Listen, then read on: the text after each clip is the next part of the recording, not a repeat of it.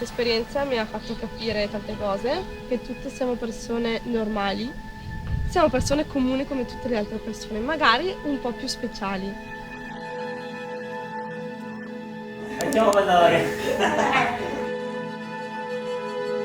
È come un'esperienza talmente entusiasmante, talmente piena, talmente coinvolgente che ti, come dire, riempie completamente.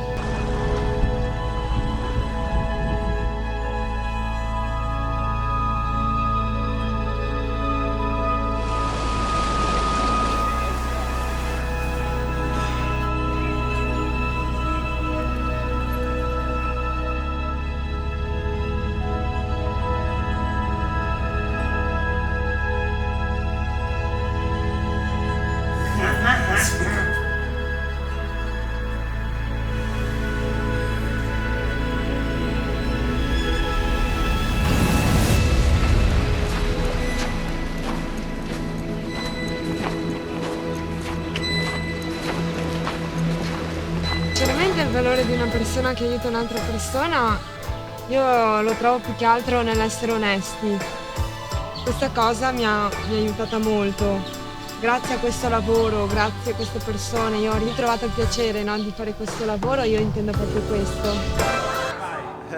Basta mettere anche uno di quelli che sono grandi.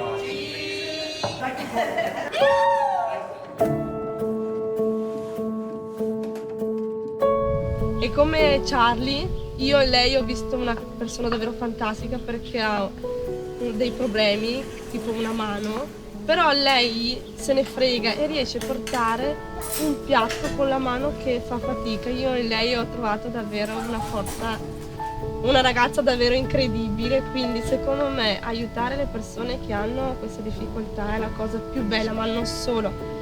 Fai felice quella persona, ma soprattutto fai felice te stesso.